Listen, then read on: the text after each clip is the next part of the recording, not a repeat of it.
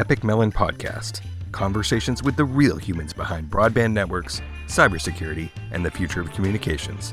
Brought to you by QA Cafe. Hello, everyone, and welcome to yet another episode of the Epik Mellon podcast. That is not the voice I'm going to do this entire I am here once again with my great friend Craig Thomas, who is the CEO of the Broadband Forum, the organization that shapes most of my life. No, that is largely responsible for the reason why I'm even sitting here right now. Um, and I wanted to, Craig's been on the show before, you guys have seen it before, but a lot has happened. A lot has happened over like the course of the last year. And like stuff just is changing so fast, man. And I just wanted so we're going to talk about that stuff and talk about, you know, talk about the broadband industry and the stuff that we're trying to deal with right now. And it's all very cool. As usual, this is brought to you by my employers at QA Cafe, and the views expressed by myself or Craig do not reflect those of QA Cafe or its ownership, and our views do not reflect those of the Broadband Forum either. As influential as those views might be, they don't. And it is brought to you by our three great products at QA Cafe, including CD Router, the industry standard test platform for broadband gateways, Wi-Fi devices, and other customer premises equipment, with now more than 10,000 test cases after a couple weeks ago. Where that's a new milestone for us. 10,000 test cases, helped developed by people like you out there who are CD Router users, and the official certification platform for Broadband Forum, Tier 69 and USB certification, and Purple certification. And the first of those have been released very recently. Our second being CloudCheck Enterprise, which is the way to deploy popular packet capture and cybersecurity analysis tools at scale for your organization. And we call it enterprise-grade packet analysis because there are things that people have to deal with that the powerful open source tools that exist out there are awesome, but they're not something necessarily that enterprises want to deal with. And then lastly, Packet Viewer, which is the power behind CloudShark that lets you put Wireshark into your web-based application for cybersecurity, cloud-managed networks, internal tools. We actually have some people who are just plopping it into their sort of internal intranets to use in their IT teams. It's pretty cool. Anyway, check those out at www.qacafe.com. Anyway, hi Craig, how are you? How was your birthday? I don't have a birthday. I know, but wait a minute. No. Hold up. So for those who are listening, there's a running gag that Craig refuses to tell anybody when his birthday is, but you let slip that we couldn't do this last week. I did. Because you did, because you said you were going for your birthday. So No, I have to assume that it's right now. Actually, the good news is, no, I couldn't do it last week because I was going for my partner's birthday. Oh, okay. We went to the beautiful south coast of Wales. If anyone's traveling to England, I highly recommend you go to Wales and the south coast. But she was the one that started giving away in our last Munich meeting in a social event when my birthday was, and I had to stamp on her foot pretty hard to shut her up. I don't know, man. I think that you have kind of a really, really good sort of like multi-layer scam going where it's like you're purposely releasing information that is false so that people... Exactly. It's the only bit of mystery I've got left in my life is when it's my birthday, and I'm holding on to it with the tightest grip I can. I appreciate that. I actually do. I'm a fan of the bit, and as long as you can commit to the bit, then.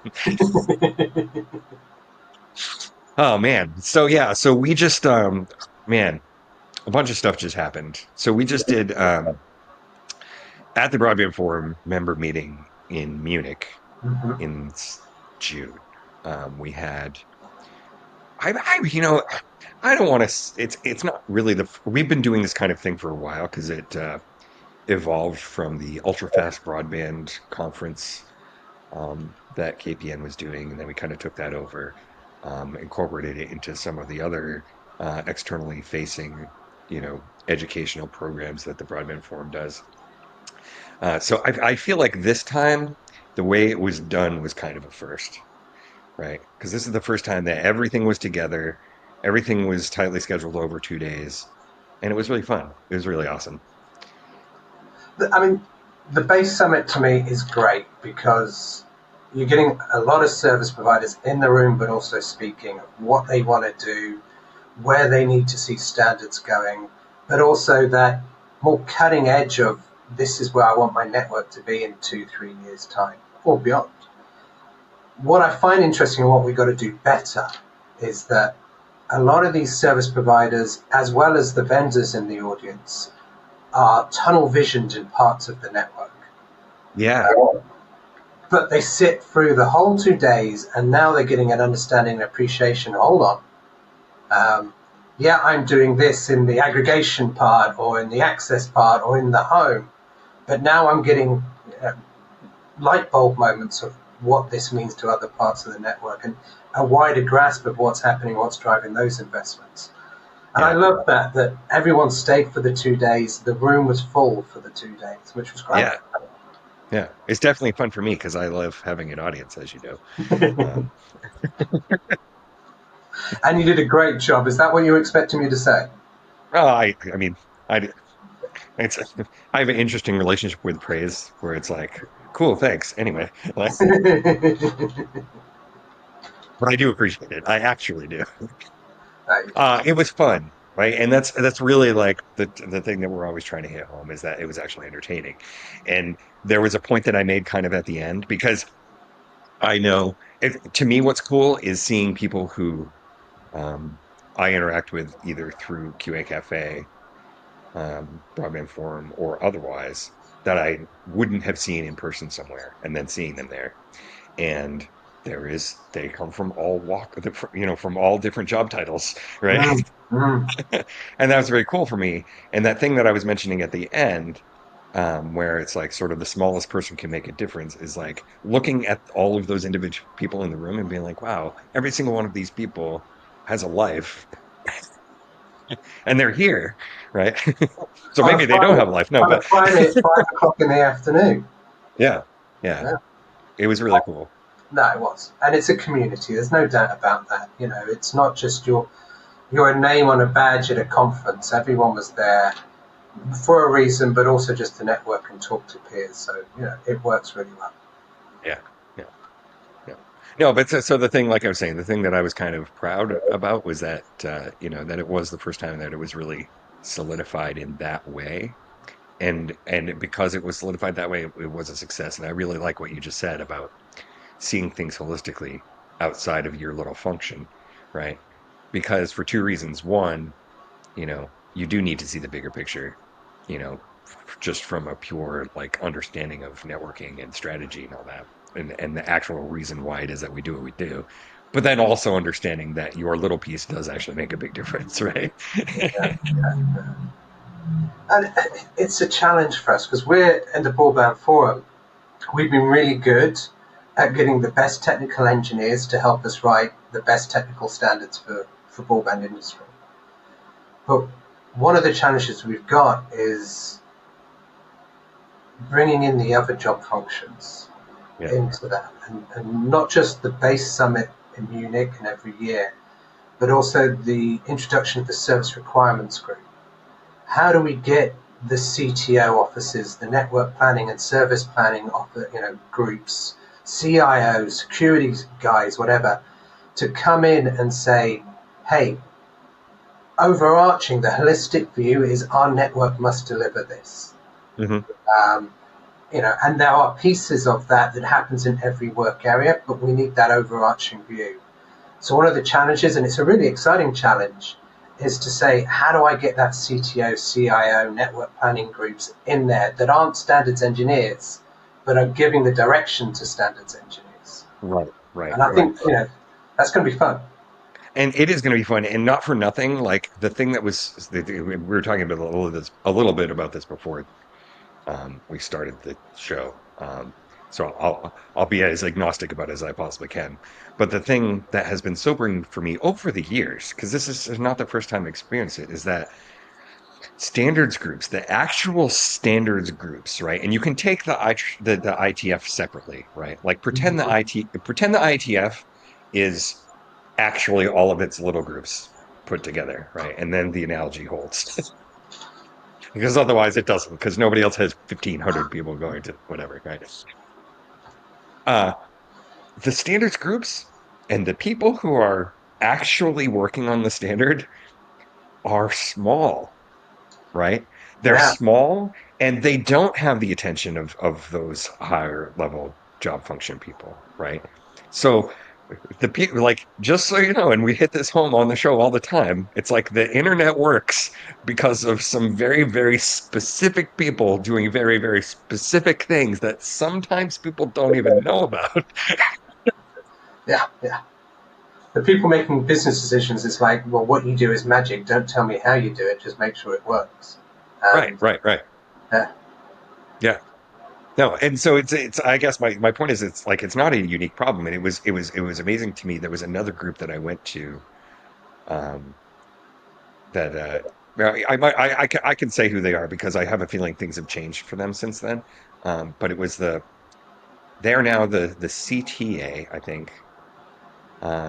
And it was originally the CEA. Anyway, they're the group that puts on CES, the biggest trade show in the universe,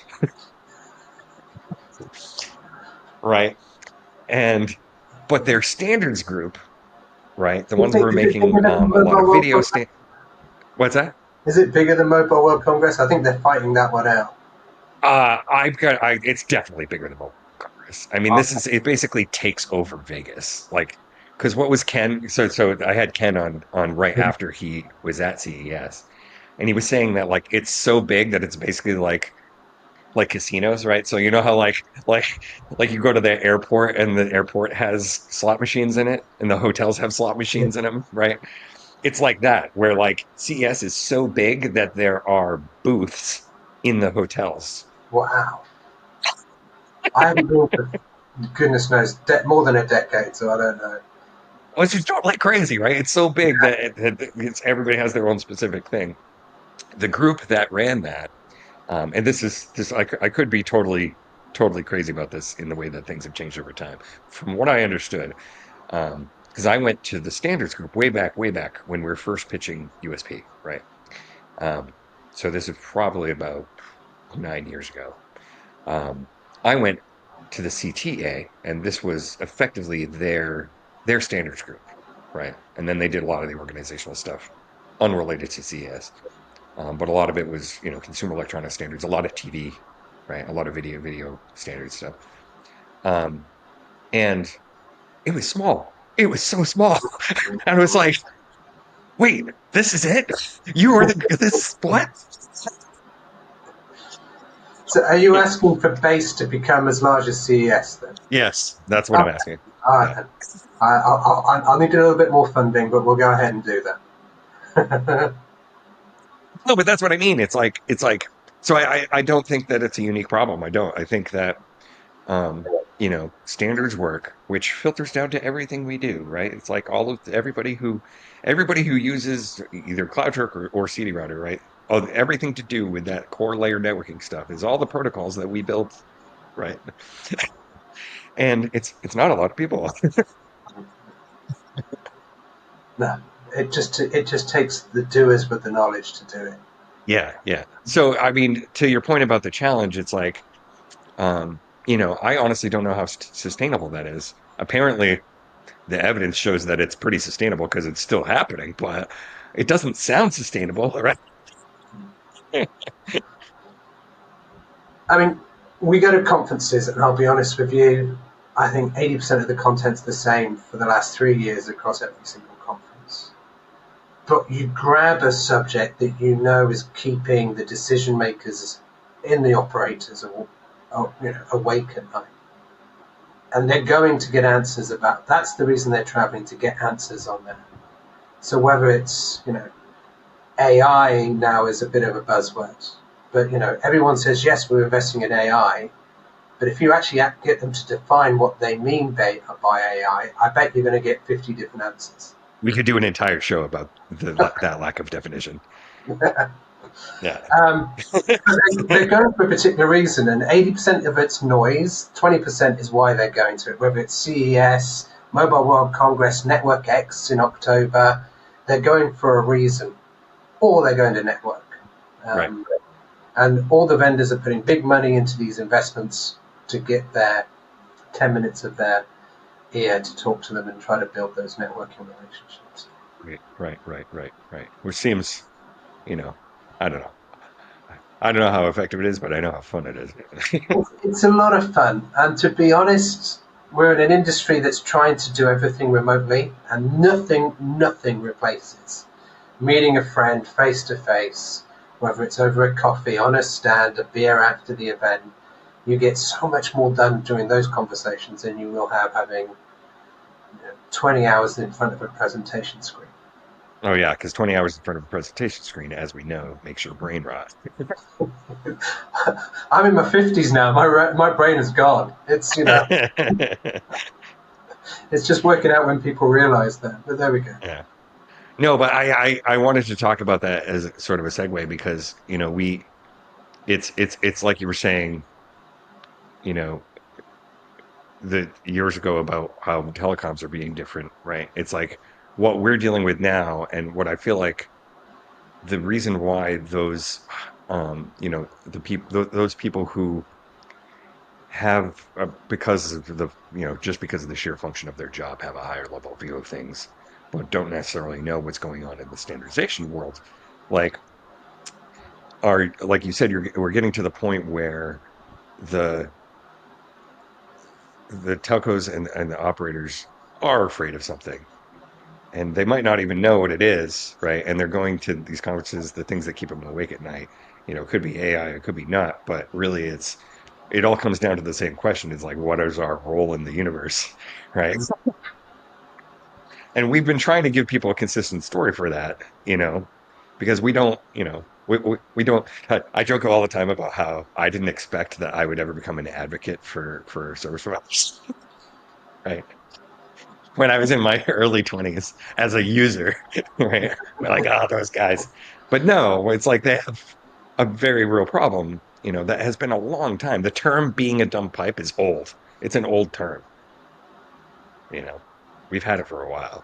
The model's changed. It's still the dumb pipe, but the model's changed. When you Mhm. look at triple play or quad play 10, 15 years ago, the connection was just probably a third or even less of their revenue model. You look at their revenue model now, fixed voice. Well, unless you're my grandma, you probably don't have fixed voice anymore.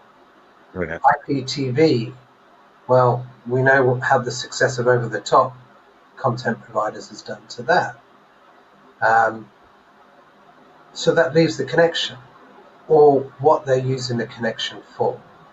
Right. And that model has got to change. And I know every service provider says yes to this, but then you look at it and you say, okay, well, what are the new value-added services you're going to add on top of the connection?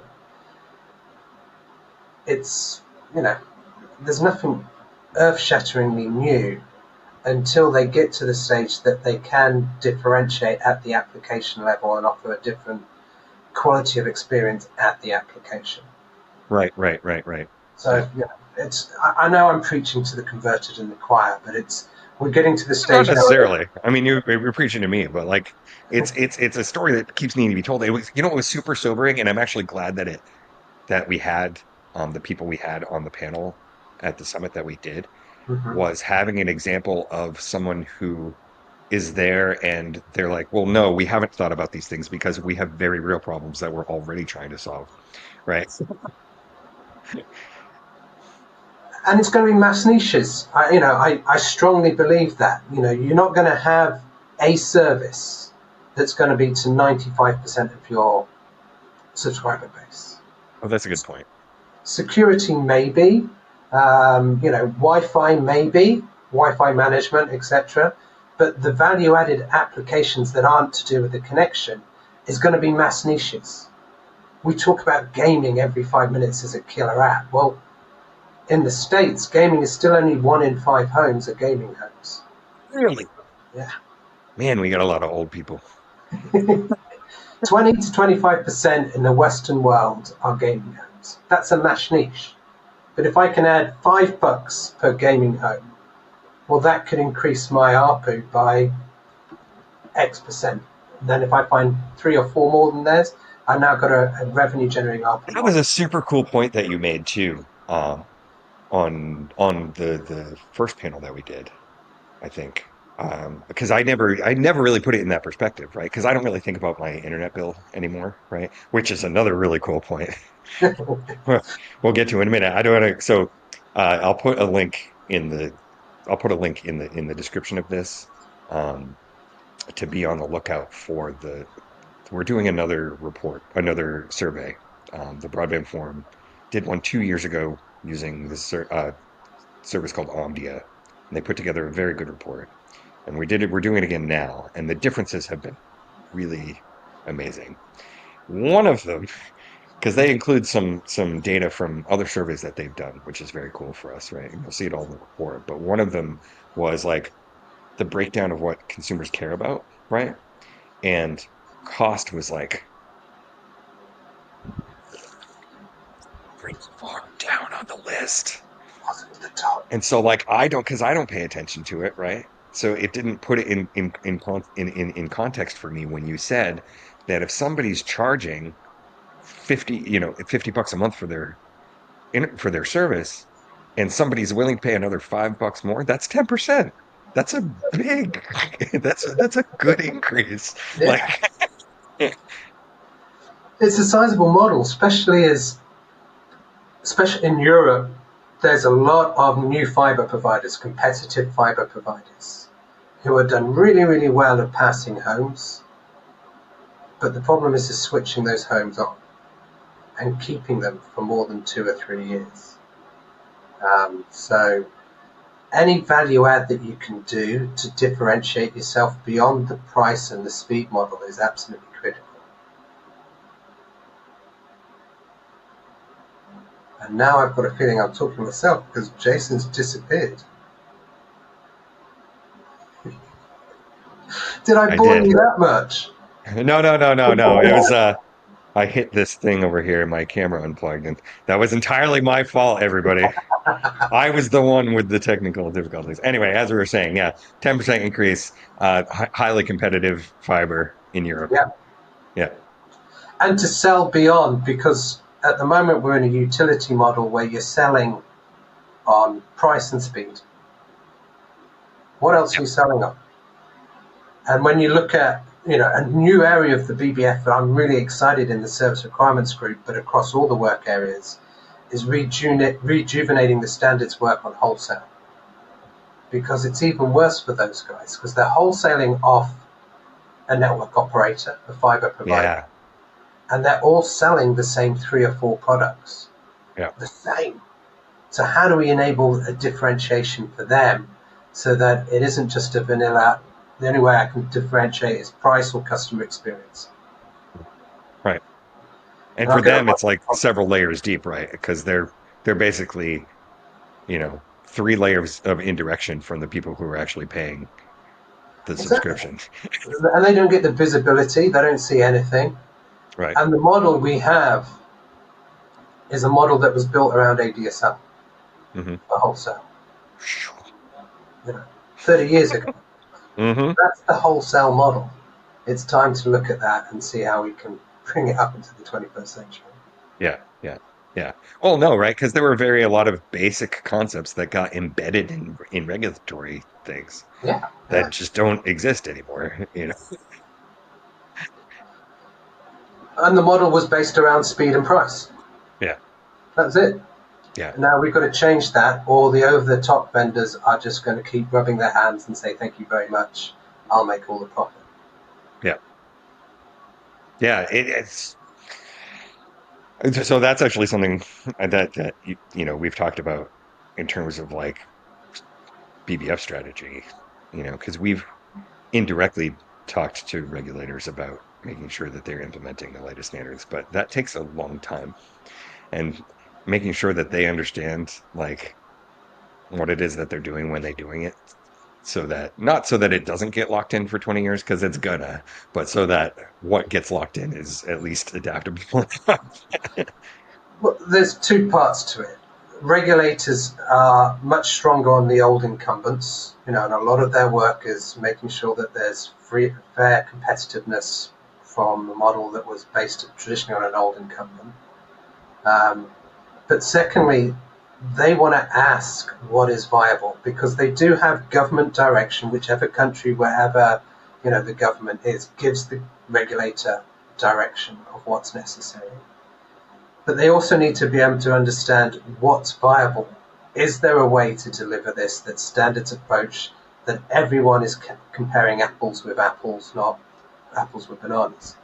Um, and that's where we can work better with regulators to say, hey, if you want to start regulating on QoE or carbon footprint or security, us as an industry can give you directions of what is standardized and what you can look at as a regulatory platform. And that's important because a lot of the standards bodies have differing technical capabilities as well. They're not all the same technical capability. Right. And we need to be able to educate and lead them a little bit when they ask, not to beat them over the head with a baseball bat, but when they ask what's viable, this is what you can do. Right. Yeah. It's and what's interesting to me about it in the fact that like I find it very I find it interesting that this is a difficult thing to come to fruition, but at the end of the day, like I often explain this to my friends, right? Especially, being a libertarian, people are often like, well, how would you solve this thing without government? And I'm like, well, did you know that most industries standardize stuff themselves? Yeah. Right. And we're such a great example of that. And so the thing to me that is interesting that it doesn't necessarily become understood or become visible is that, you know, this isn't happening in a vacuum, right? The standards that we're making are being made by the people who are in the industry, Yeah. right? And so it's not like being done for academic reasons. But is there a toppling point that's coming? Because if it's all about connectivity, it stays within the service providers and the vendors that supply them.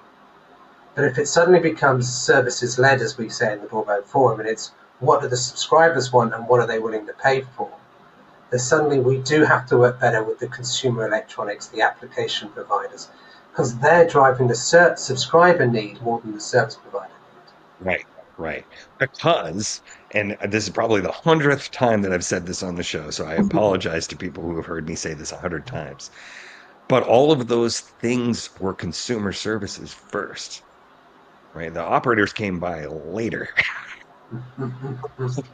you know? And that sucks for them because now they're held responsible for it all. The model's changed. I mean, when I first joined the industry, showing my age, we were, the big argument was thick client versus thin client. And, you could argue we've been having that argument still for in different loops of the generations since then. But we're getting to the stage now where subscriber has needs and more of the applications are cloud-based. You Hmm. know, I was having a great conversation with Mario Toloka this week about, well, what does quantum computing mean to the access network? One of our next town hall is going to be looking at quantum computing. And it isn't just about security, and having a quantum computer fighting another quantum computer that's trying to hack the network. It's the end-to-end environment and more processing in the cloud. Right. Well, suddenly that means that the broadband network has to be more intelligent than a dumb Oh, fiber yeah. because of that environment where actually you can look at dumber and dumber devices. The device just becomes an LCD screen more than anything else. Yeah. Right. But I need the QoE to recognize that if everything's happening in the edge or the cloud or the data center, I need to do that. And these Right. are really big holistic discussions, but it's fun as well. Well, no, it's very interesting to me because I've always imagined this that there's this big sort of like sine wave, right, of change, and I use Tron as the example, right? So the original Tron is about super dumb terminals with a giant mainframe computer that does all the processing, right? That's how things used to work, where you would request, you would make requests to this computer to do processing when it had some time to do it for you, right? Yeah. And then you had the whole shift to personal computing, right? Where, okay, now we're all doing it, where we have native applications, they're all doing their own thing, we all have copies of them, right? And now it's flipping back entirely the other direction. And um, but as a result, all of the stuff that we got used to being done, and I'm going to give a great example of this, all of the stuff that we got used to being done locally with our own hardware that that got cheaper over time, but still pretty expensive, right? Is now being done in the cloud because it can be, and it is probably better. But that means that the information has to travel more reliably and faster, right? So the onus is now on the entire network, the entire network and the broadband network in particular to do this stuff. And the best example is is streaming gaming, right? Because what they did was like, oh, wait a minute, we can just render all the graphics and send you the entire freaking thing. You don't need to have this insanely a high end NVIDIA graphics card locally for you to be able to play this game anymore. Because we have the high end NVIDIA cards. So NVIDIA is not losing out on this, but it's like that was like the most palpable, like real use case that I could understand. So imagine that, like, for almost everything. It's like there's this incredibly complicated amount of processing that has to be done with a ton of data, and the ability for that to happen is out there and it's disaggregated. But all of the responsibility now falls on the reliability of the information going from one place to another, not just over a system bus. No, it's 100% right. I mean, I remember selling IBM dumb terminals with an IBM mainframe computer, and we're not quite there yet. But the connection now becomes critical, and the ability to give the right QoE, the right latency. You know, I think we're miles away from slicing at the application level. That may need quantum computing to make it happen if you're going to look at 30 different slices going into one home. Mhm. But it's getting there. And I think the only issue is the definition of where the edge of the network is. Data center, cloud, metro edge compute, or an edge device in the home. And it's going to be, in my opinion, it's going to be a mixture of all of those things. Mhm. And the key part is AI, security, QoE. I think those are the three key what ifs that's driving a lot of people to the conversations that you're seeing in conferences, bringing it. Oh yeah, no, it's definitely. I mean, those are the companies that are going there, right? Those are the companies that are joining the Broadband Forum, Yeah. right? Like those application vendors who are in those three categories are the ones who are starting to really sort of pay attention and be like, hey, we need to be heard in this, you know? And that's very interesting to me because it's interesting to me because it comes down to legacy and ownership too, right? So like there's the privacy aspect, right? So it's like who owns which parts of the network, who owns which devices, and therefore who owns where data is sitting and who owns that data, right? So a lot of the reasons why we've heard people say they're going to push their AI computation to the gateway is not just because it's disaggregated and and the gateways are more powerful and so they can do it and it's more there's more context and all this stuff, but also so that the data stays there and doesn't leave. And it's a generational thing at the moment. I think there's a lot of people who say, what does it matter if everyone knows all my data? And there's also a lot of people who are saying, no, it's my data. And why should people make profit out of my data? I want to keep it. It's not because they're hiding anything. It's just mine. Why should I I have a share? I have a more defeatist look at it. It's like, yeah, there's plenty of stuff that I wish I wish I could have be private, but it's an unwinnable arms race, so I might as well give up. Yeah, it's security becomes critical. Where that sits, who owns the data, and then AI becomes critical between AI agents and agentic AI, where Mhm. I'm going to use that data, and you're not going to know I'm using that data, and I'm going to make decisions on your behalf through an agentic AI exercise versus no, all I'm going to use this data for is improve your service. Right, That's right. that's a totally different discussion. Oh yeah, it's really tough. Yeah. And I honestly don't know how I feel about No, nor do I. But I think, well, I do, but I'm not going to say it out loud because I don't like it. it. But I think there's apathy mostly in all the subscribers that's going to make it a reality. Yeah, yeah. Well, what is it? Um, they say in security that convenience is the death of security. I think it's also the death of privacy, right? It's like you're like, but looky what I can do. And you're like, oh, okay. And that's why, and you and I have talked about it, but I love this term. The service provider has the opportunity to become the trusted provider. Yeah.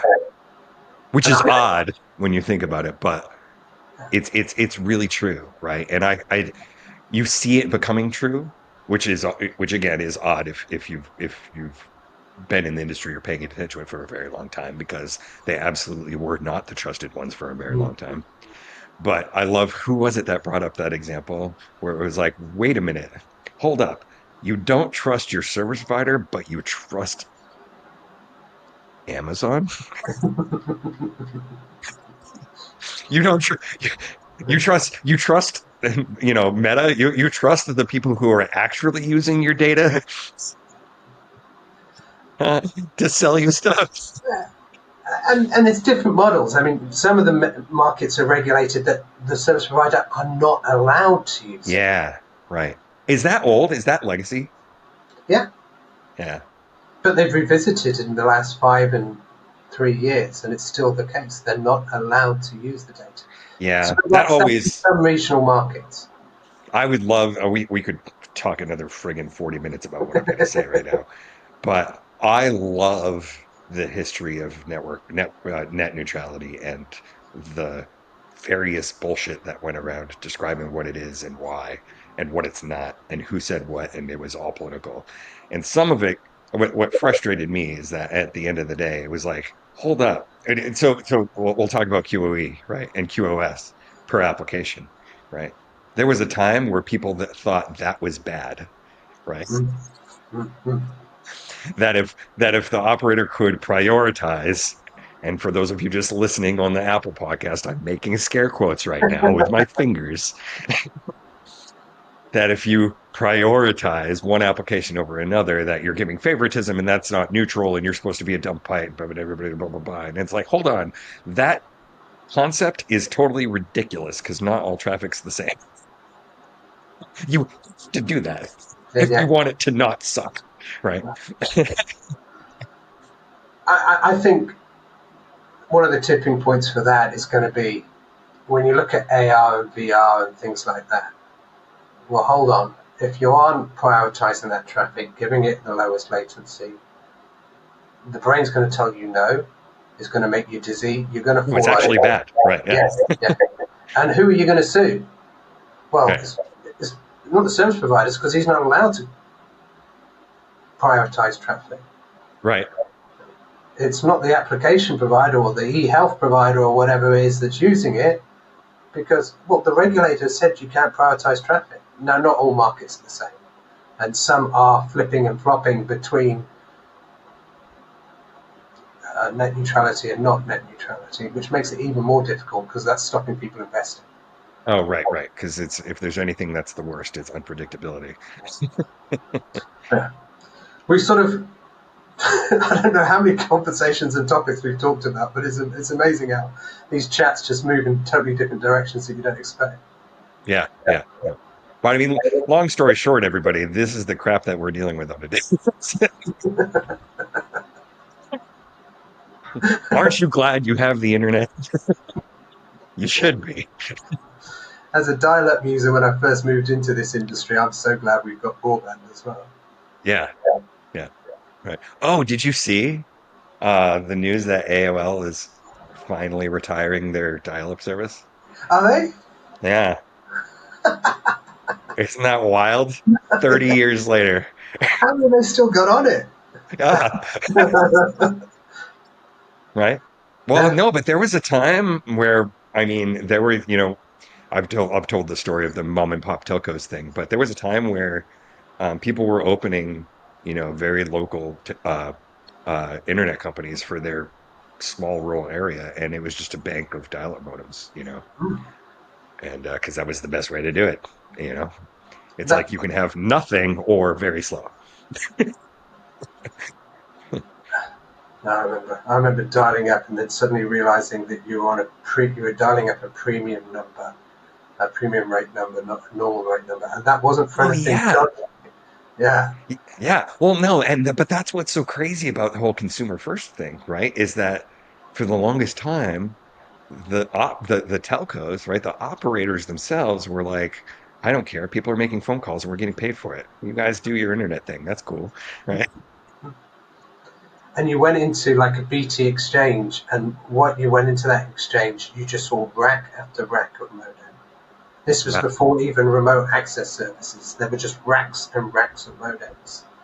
Wow. And the heat, I mean, honestly, you talk about carbon footprints, the heat coming out of those things were amazing.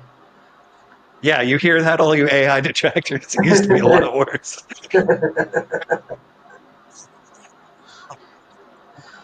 Oh, Oh man. All right. Well, anyway, we do this all day. There's a lot more to come. I think what is be a good some good stuff to tell people that we're doing kind of from now until through next year.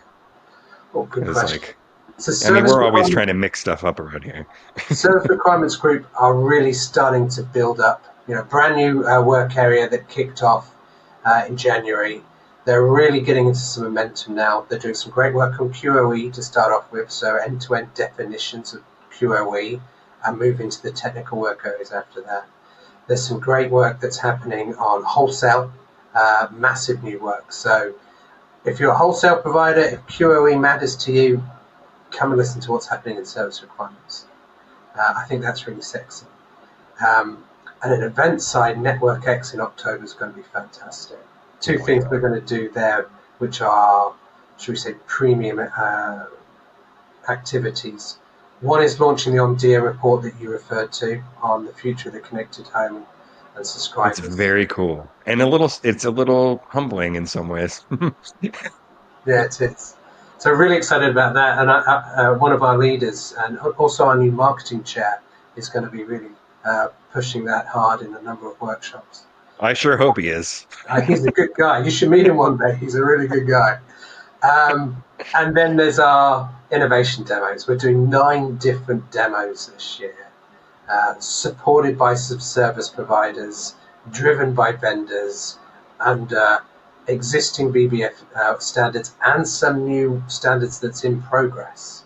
Yeah. So 2 major things that's happening in October. And those are very cool for people who haven't seen it before because it's like, holy crap, end to end, this is all standardized Yeah, by different people at different times, and now it's all working together, right? that's the glory of standards, and that's why it's there. We have a Yeah. lot of USP demos there as well, which is really exciting. Um, and then that's it. And then Tucson, full meeting in November is going to be in Tucson. Going to be really good.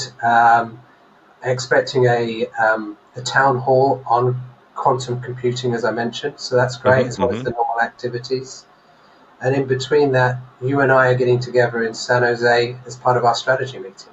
Yes, where we go deep inside of a cave and come out hopefully with cool new ideas. I think that's what's driving me till the end of the year. Yeah, yeah. No, and so just to talk about the service requirements group really quick, and in tandem with the Tucson event, I think it's going to be really cool for anybody who, especially like all you tier two and tier three operators out there, if there is ever a time that you want to go and see what the Broadband Forum's doing, um, Rhonda will hook you up with some guest passes, and Yeah, it's going to be a very accessible meeting, is my point, and we're going to. I want people to understand the value of that service requirements group because basically it's where you get to be heard I um, think that's really interesting. before. Yeah, Yeah, that's the point. You don't have to be a standards techie engineer.